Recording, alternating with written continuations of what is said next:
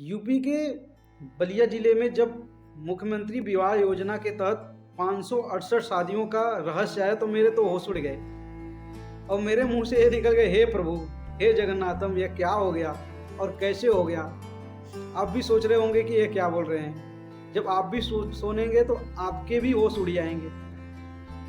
वहाँ पे नाबालिग लड़कों का भी शादी करा दिया गया और जो रोड पे जा रहे थे उनको भी पकड़ के उनसे बोला गया, भाई तुम भी शादी कर लो, तुमको 500 रुपये दूंगा।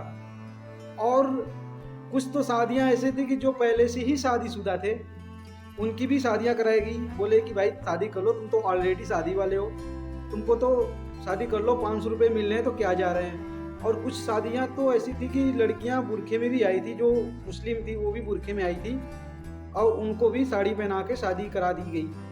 और कुछ शादियाँ ऐसी भी थी कि जो भाई और बहन भी थे उनको भी शादी करा दी गई। जब मीडिया वालों ने उनको पकड़ा, बाद में पूछा तो पता चला कि भाई और बहन थे, उनकी भी शादियाँ करा दी गई। और कुछ शादियाँ तो ऐसी भी थी, मैं तो ये सुन के ही मेरे मुंह से निकल गए, हे प्रभु कैसे हो गया, हे जगन्नाथम। आप देखो 568 इंटू 51,000 कर लो, मैं 100 कर रहा हूँ, अब देख लेना 2,89,68,000 शायद। इतने बड़े स्कैम थी। यहाँ तक कि वहाँ पे विधायक भी थे, कानून भी था, पुलिस भी थे, सब थे, फिर भी किसी को पता नहीं कि इतना बड़ा स्कैम हो रहा है।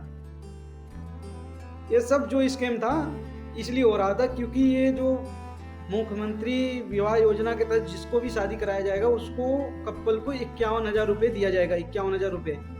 और ये शादी इसीलिए कराया जा रहा था कि उनकी शादी करा दिया जाएगा और 51,000 में 2,000 उनको दे दिया जाएगा, बाकी पैसे तो अपने में ही बांट लेंगे।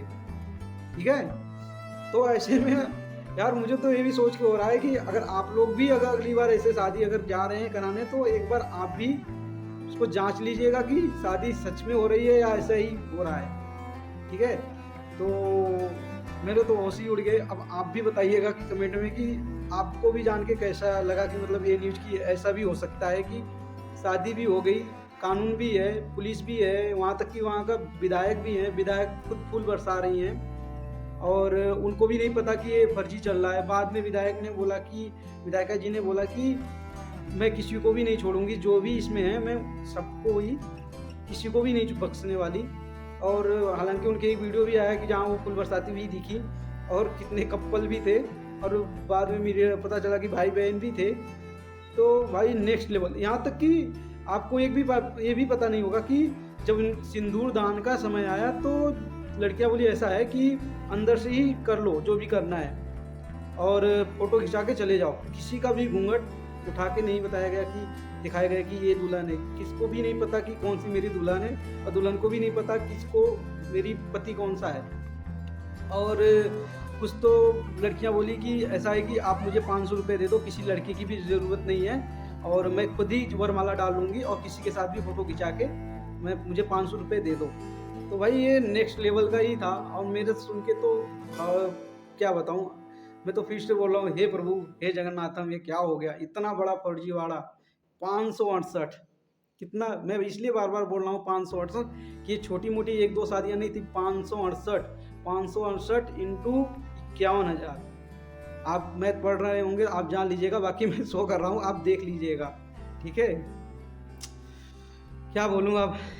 बाकी स्कीम में अगर शादी कर रहे हैं तो आप भी एक बार जांच पड़ताल कर लीजिए, क्योंकि पता चले आप भी फर्जी में कहीं फंस गए तो आपको भी लेने का कहीं देना न पड़ जाए।